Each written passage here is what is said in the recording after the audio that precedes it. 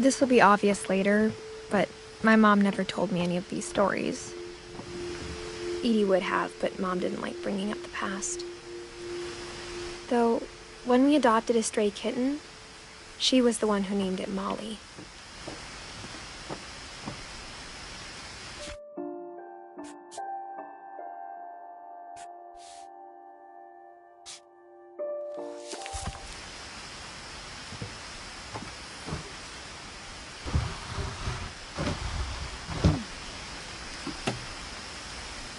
I spent a lot of time in Great-Grandma Edie's room.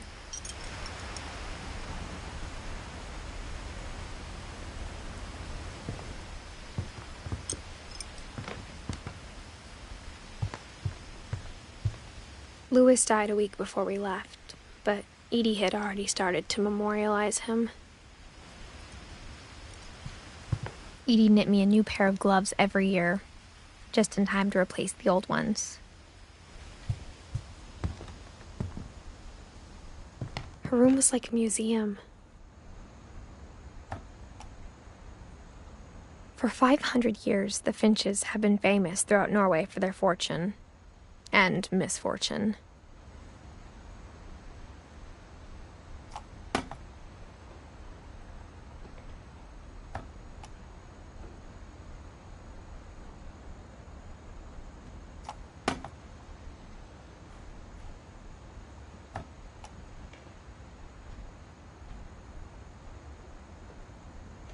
Odin Finch buries the latest victims of the family curse, his wife Ingeborg and their newborn son, Johan. On January 7th, 1937, he set sail with his family and his house, hoping to leave the curse behind. But 40-foot waves off the coast of Washington send the house and Odin to the bottom of the sea. Odin's daughter Edie, with husband Sven and baby Molly, step ashore on their new home, Orcas Island. Odin Finch is the first to be buried in the new family cemetery.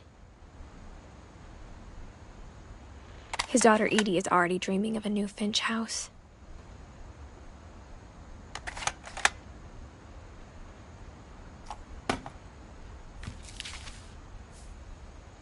Whatever's wrong with this family, it goes back a long ways.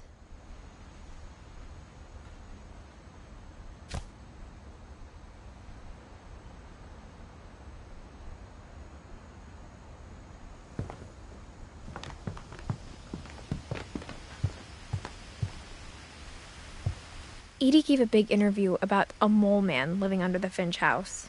My mom was furious.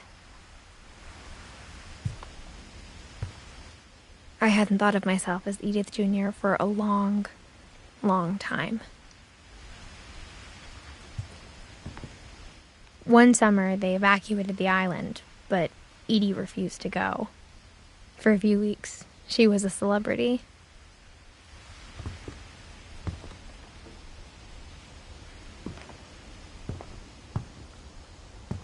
When Edie told people Sven was killed by a dragon, she could also have said he was building a dragon-shaped slide that collapsed. She could have, but she didn't.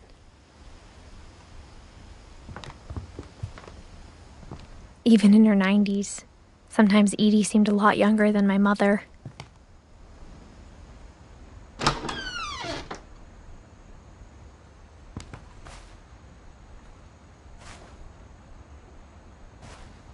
The only trace Grandpa Sam's first wife, Kay, left on the house was the pink bathroom.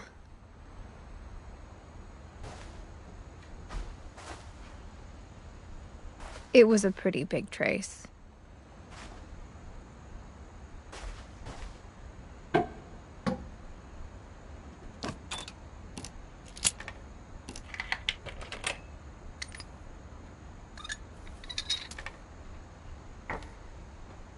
There's a secret in this bathroom.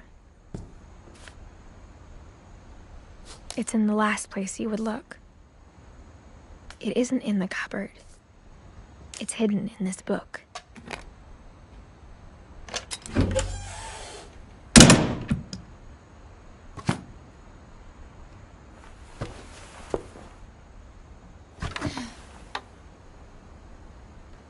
Sven gave Sam an old camera he'd refurbished. He never put it down.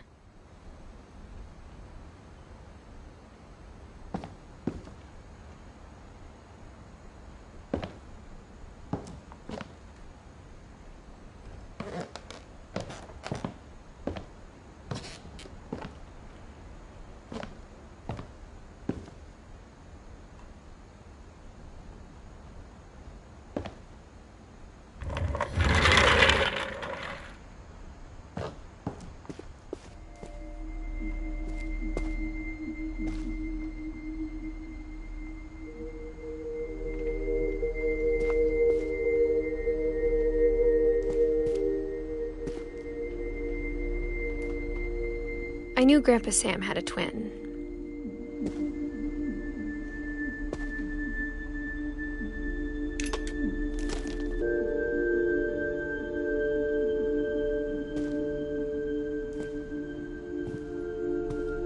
I guess my grandpa didn't like history any more than my mom did.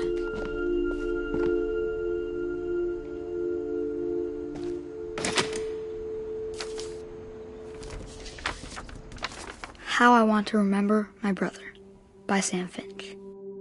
The thing I remember is that when he made up his mind, that was it.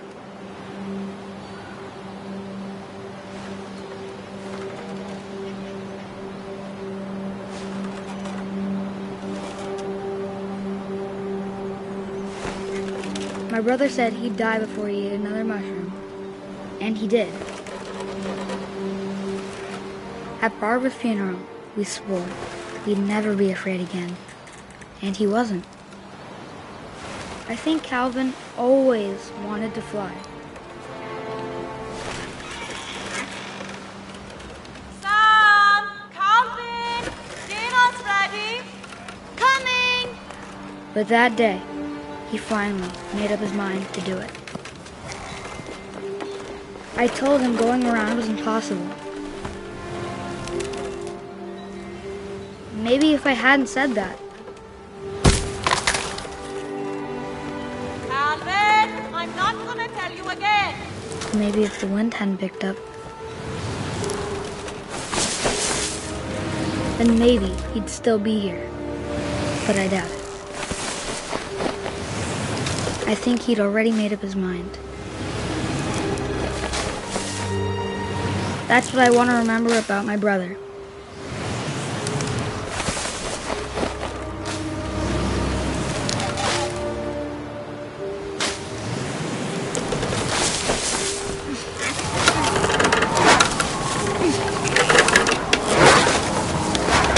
The day he made up his mind to fly.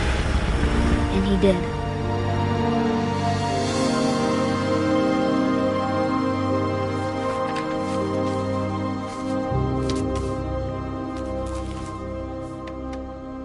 Calvin's story felt strangely familiar. When I was younger, I remember trying to do the exact same thing.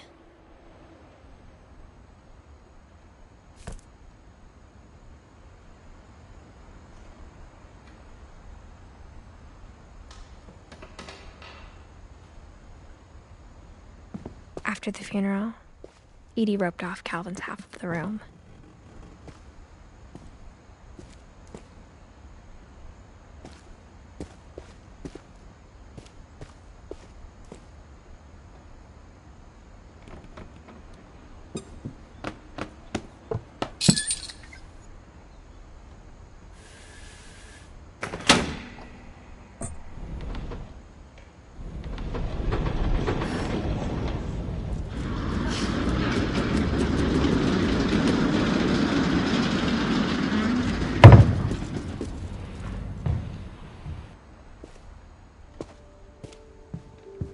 The passages were a pretty tight fit.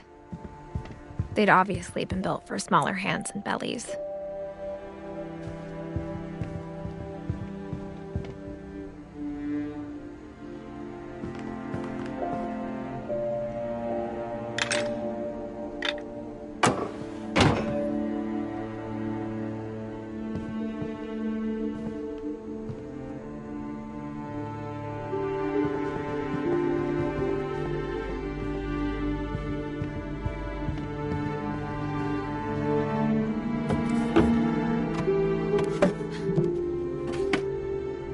Growing up, I always thought of Barbara as a child star.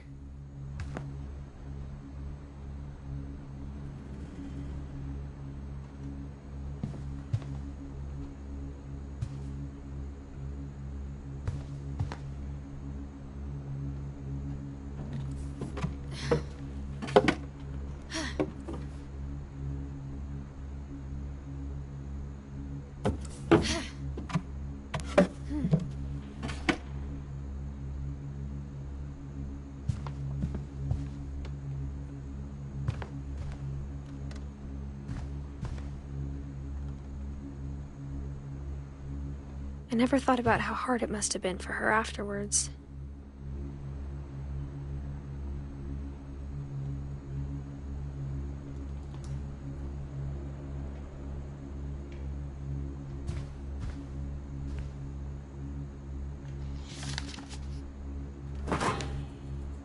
Of all the stories people wrote about Barbara's death, I'm surprised Edie saved this one.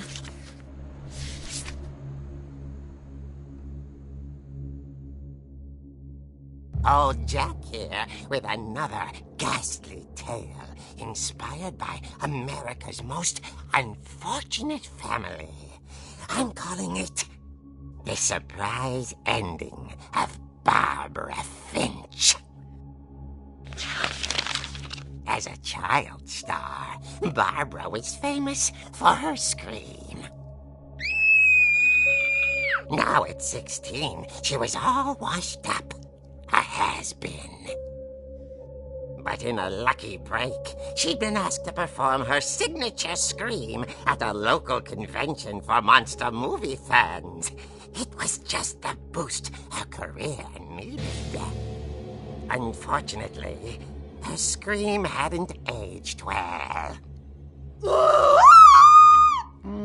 Getting better. I think you just need the right motivation. Her biggest fan and current boyfriend, Rick, was about to demonstrate when... Now that was a great scream. It was Barbara's father, Sven. He'd slipped into a table saw and had to be rushed to the emergency room. So Barbara got stuck babysitting her youngest brother, Walter. Her convention comeback was cancelled. Okay, I'm hearing frustration, but I'm not hearing terror.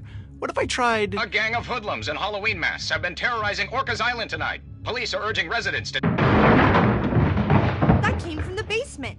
You're right! Also, I loved your delivery on that. Why is your basement door locked? Because my dad likes making puzzles and secret passages. There's a key hidden in the music box.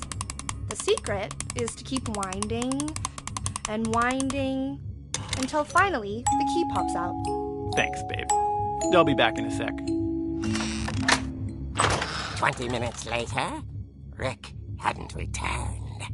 So Barbara went to look for him, right on cue. She reached for the music box.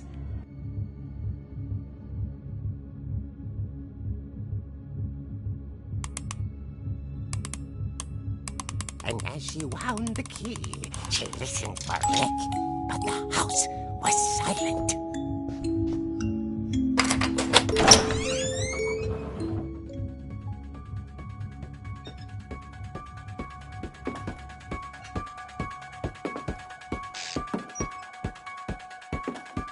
She found Rick's crutch and imagined the worst.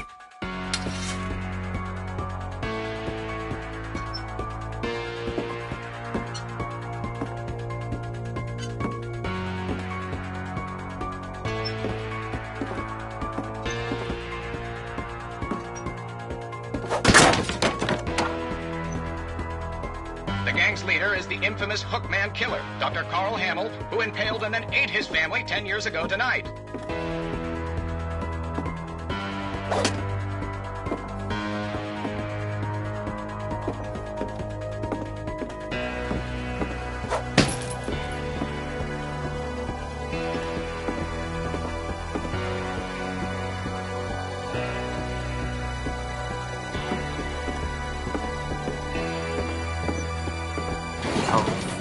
rattled and grew still.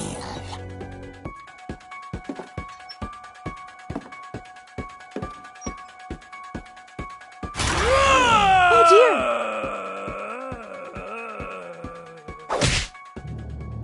Oh! Rick? Barb, relax. I was just trying to scare you to help you find your scream. Well, I'm not scared, Rick. I'm furious. Then act furious. All I'm getting from you now is that you're hurt and confused and you're... She threw him out, but she kept a little something to remember him by. Barb, have you seen my other crutch? And she was still holding it when she fell asleep watching the late picture show. Hours later... Barbara!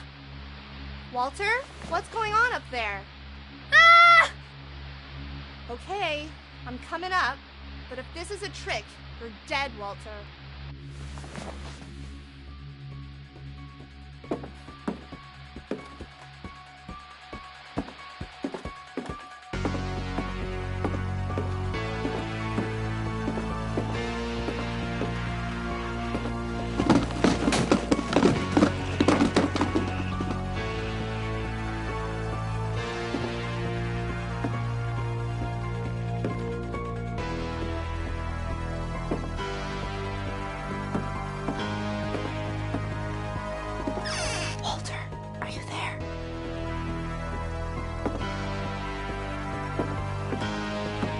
Walter had vanished, but his bedside radio was still on.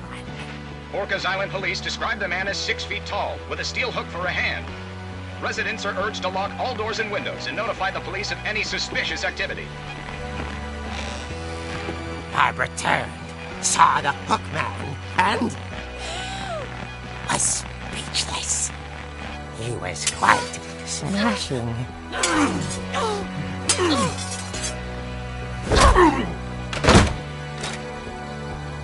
And angry he was. He couldn't get enough of Barbara. Okay, Barbara, there's gotta be another way out of here.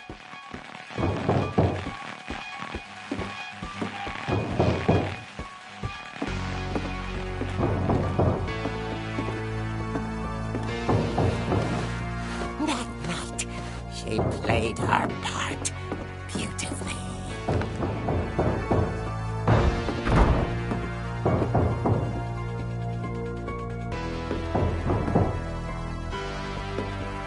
She thought about abandoning Walter, but just couldn't do it.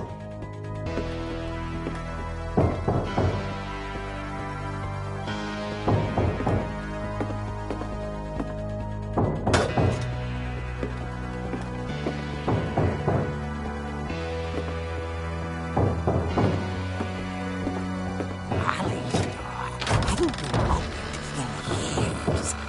The hinges groaned.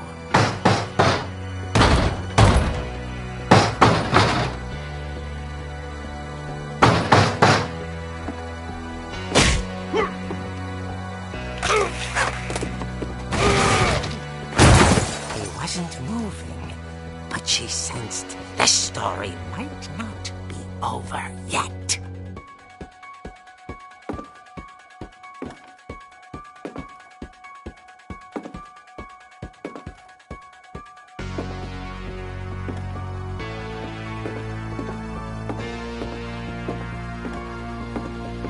The hookman had vanished. She listened for his breathing, but all she heard was...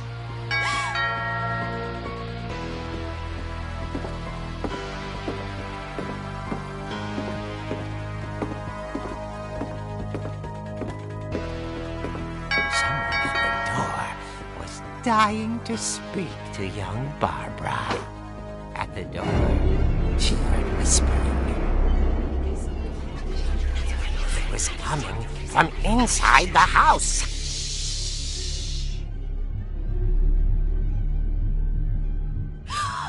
Oh dear. The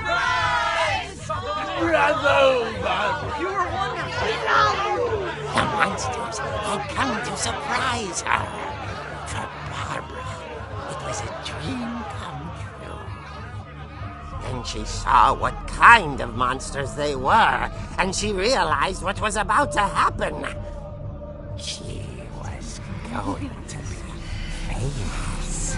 And with her final breath, Barbara Finch gave the performance of her life.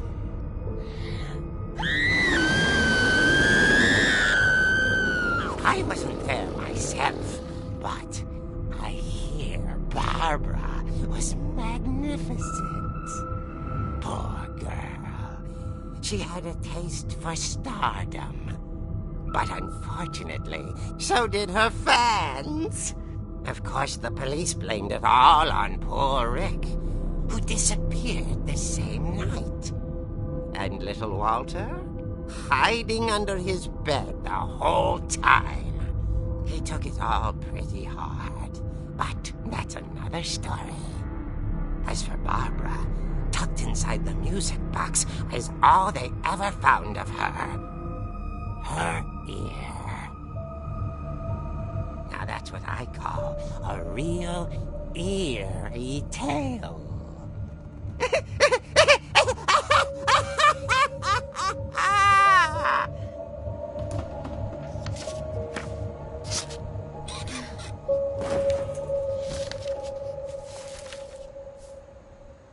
Edie told me all Barbara wanted was to be remembered, as absurd as that comic was. Maybe what Edie saw was a happy ending.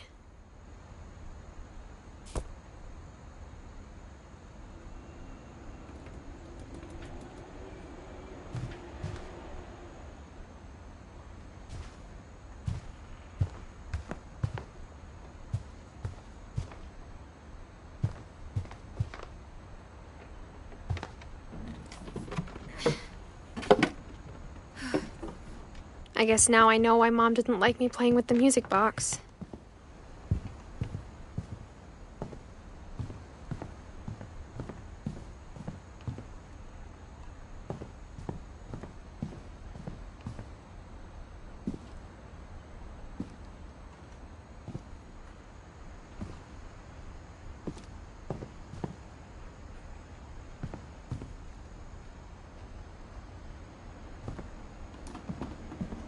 My mom wasn't much of an optimist, but she never stopped believing that my brother Milton was alive.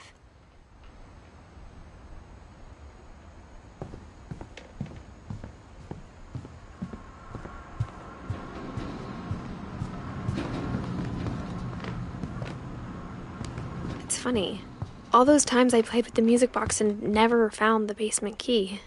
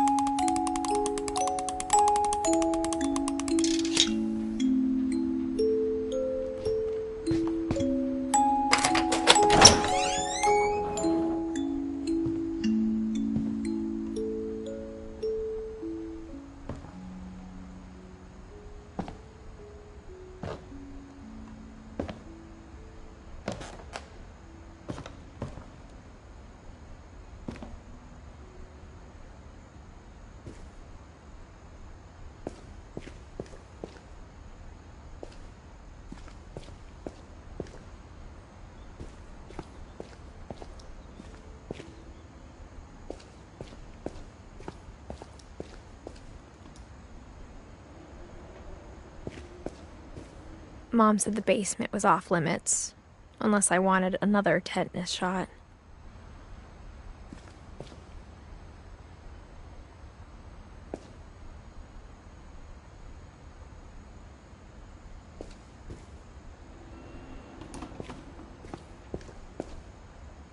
I saw Edie sneak down to the basement once, carrying packages.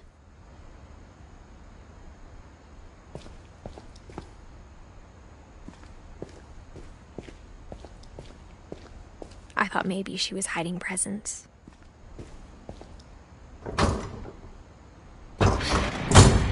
It turned out she was hiding a lot more than that.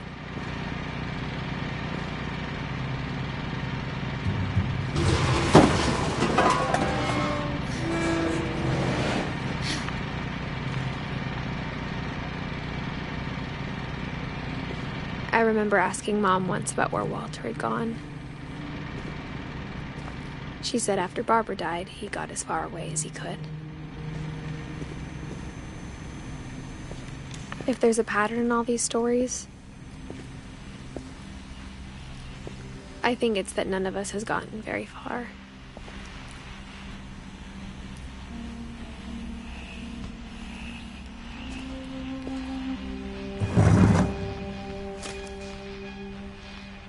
Goodbye, everyone. I can't believe I've been down here for 30 years. On that first day, after the shaking started, I didn't think I'd survive a week.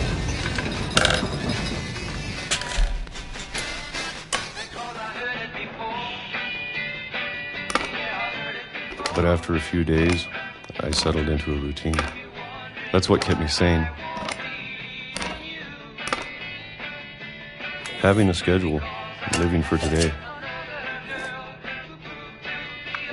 I always expected to be dead tomorrow.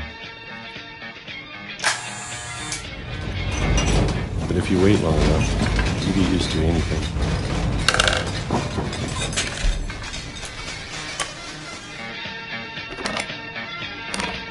Even a monster on the other side of the door starts to feel normal.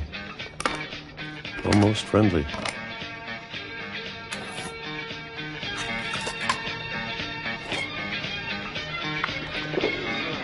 And then one day, everything just stopped.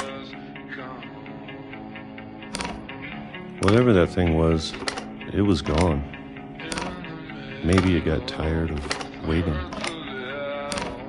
Or maybe I just got tired of being afraid.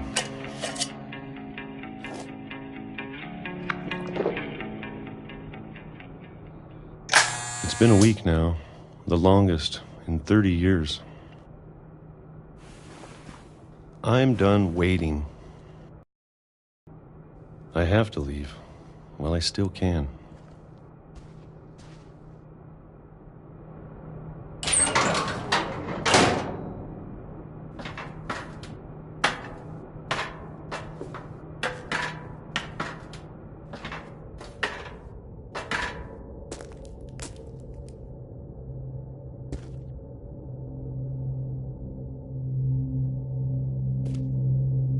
I know it's out there, somewhere. Whatever killed Barbara and Molly and Calvin. Whatever's out there, I want you to know I'm ready for it.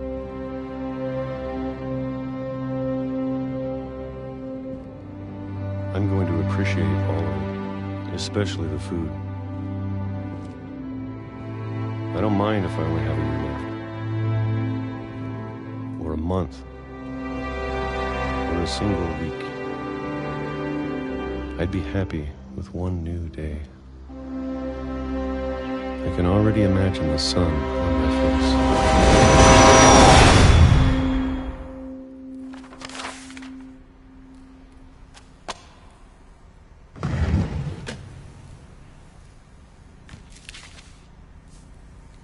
Walter died when I was 6.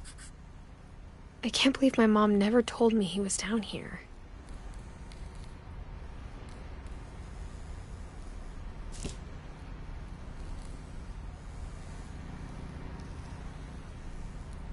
I'm sure my mom was trying to protect me.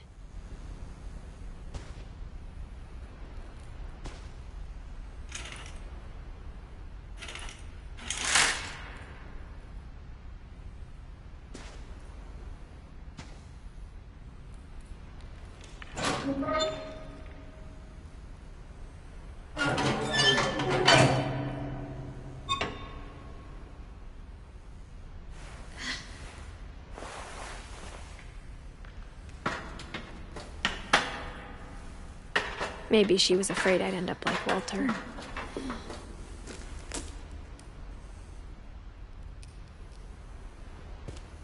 But if she never told me about an uncle under the house, I can only imagine what else she was hiding.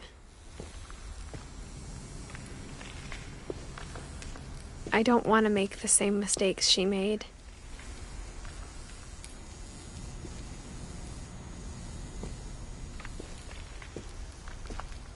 Trying to bury something that's still alive.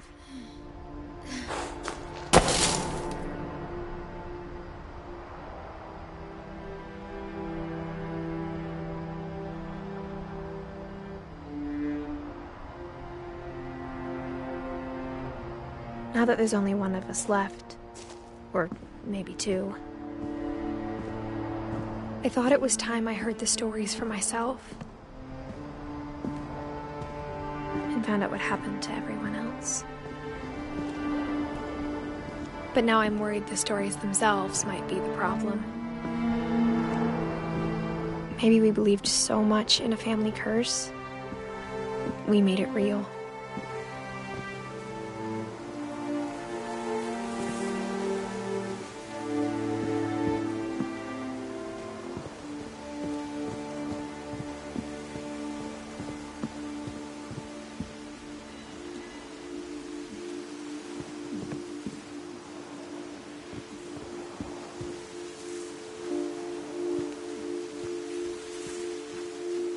I don't know if I should even be writing this.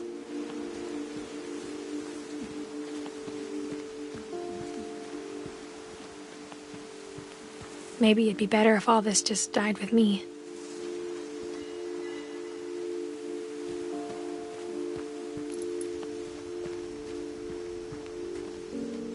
But I thought you should know about your family.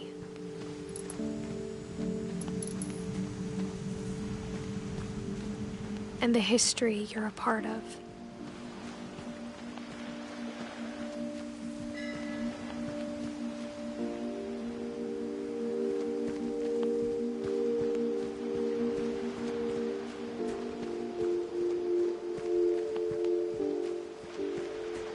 Though to be honest, I feel as lost as you probably do right now.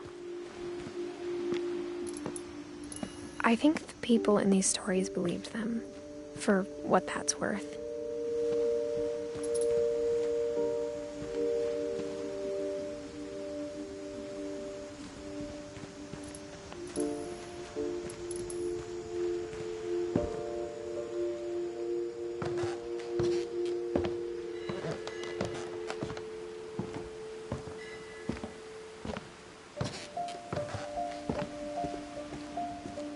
And when you look at the house, that history of imagination and stubbornness and madness, any of it seems possible.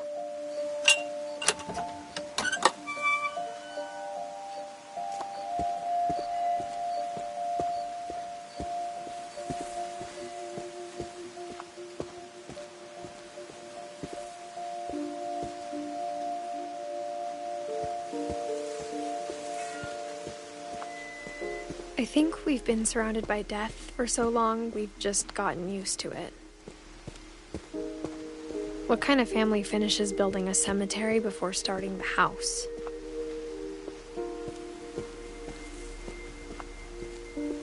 It's embarrassing for me to admit this, but the pet cemetery made me more uncomfortable than the human one.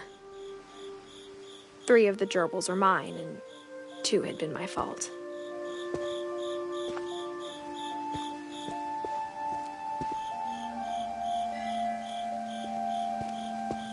Sven built the house, but it was Edie who designed the cemetery.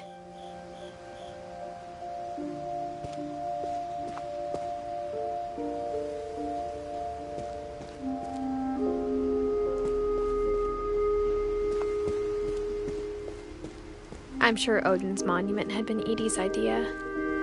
My mom was always trying to move on, but for Edie, the past never went away.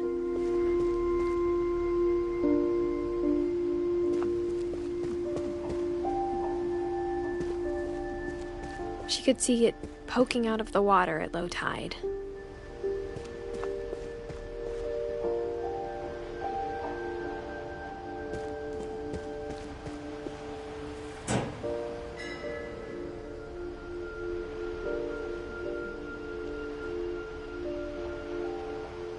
Edie said she dreamed about the old house every night.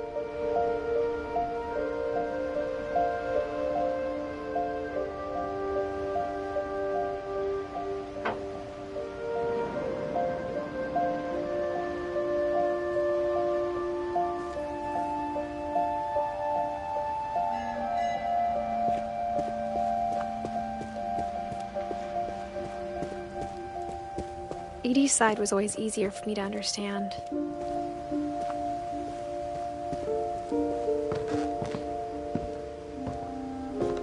But the older I get, the more I can see where my mom was coming from. Her dad had been pretty strict, but it wasn't enough to save her brothers. She was just trying to do better.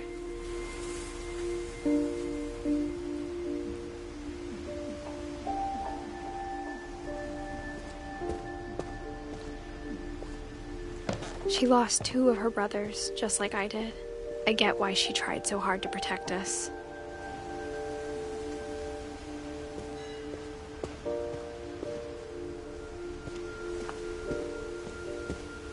There's so many things I wish I could ask my mom now. Part of me thinks this is what she wanted all along.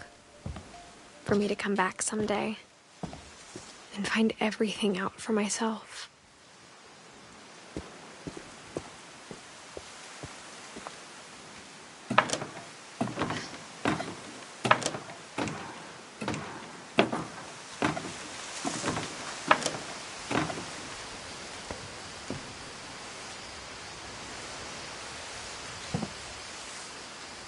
But looking back on it now, if she told me there was going to be so much climbing, I never would have come when I was 22 weeks pregnant.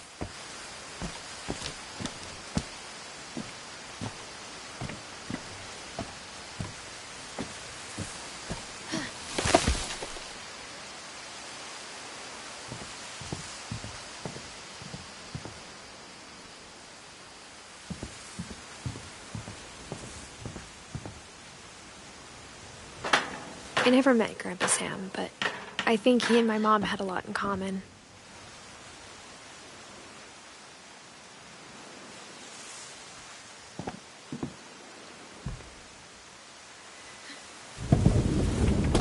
They were both pretty intense.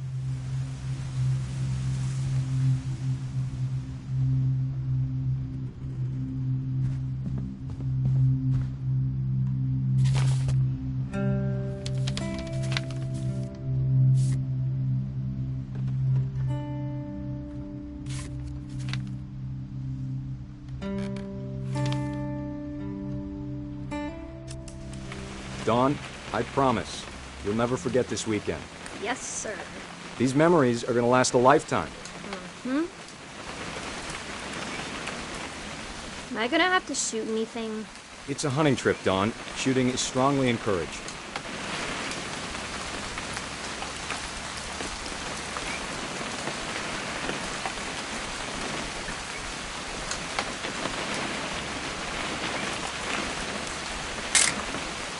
Shouldn't we be leaving? Just want to get a shot of you, Dawn, then we can take off.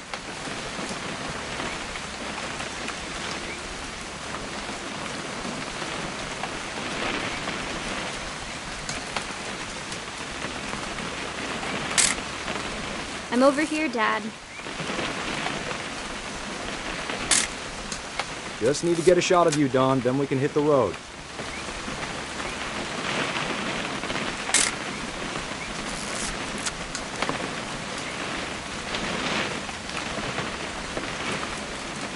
What? Perfect. It's gonna rain the whole weekend, isn't it?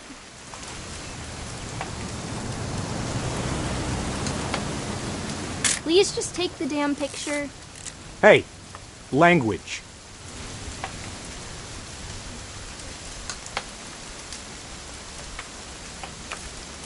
I will never forget this weekend. Okay, got it. I'm gonna take some pictures, okay? Just be careful. That camera's older than you are.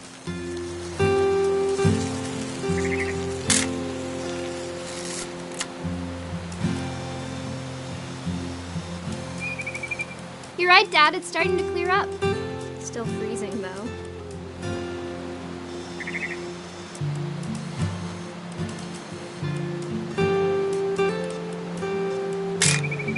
Aw.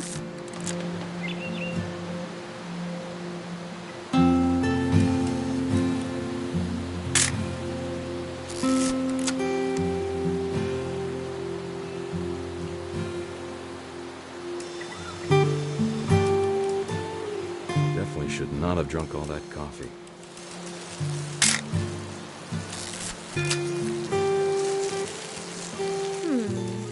Hold still on. Hey!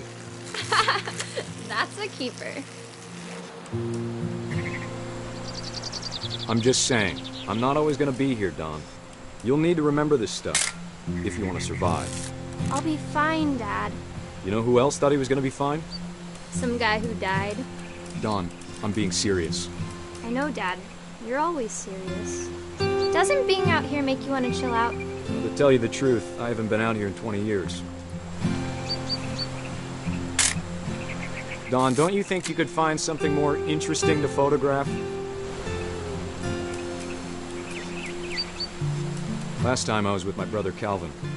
Man, that was a great trip. Your grandpa's Fen taught us how to fish, how to build a fire. We found an old logging trail. There were deer everywhere. I bet if I could remember where that trail was, we'd spot a buck for you in no time. Give me a minute to check the map.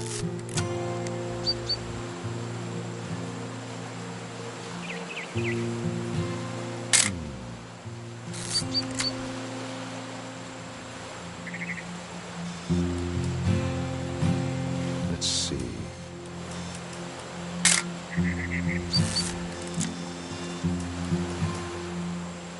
Maybe. Dad! Good eyes, Don.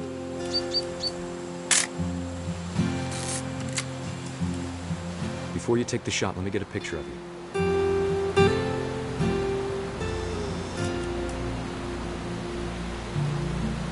Dad, I... Just breathe. Turn up. Let me get behind you. Do I have to do this? Don, you don't have to do anything. But if you want to survive, you'll need to be strong.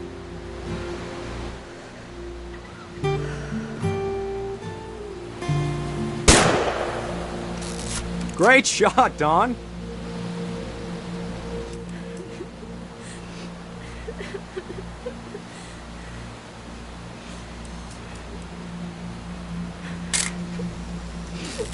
I'm proud of you, Don. Always remember that, okay?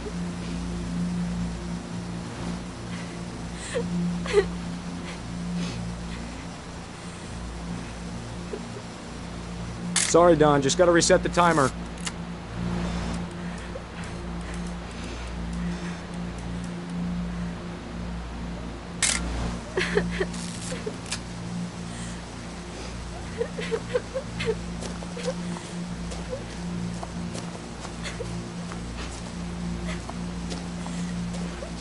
Dad, it's twitching. I think That's it's totally normal, Don. Just focus on the camera. Try not to think about... Dad!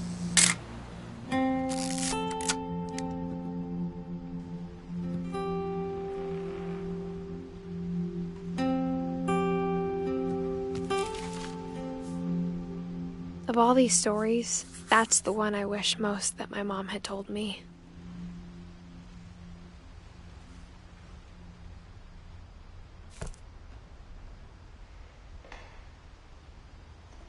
Sam spent his life shooting photos, but Mom said he got nervous being in front of the camera. I guess we're all afraid of something.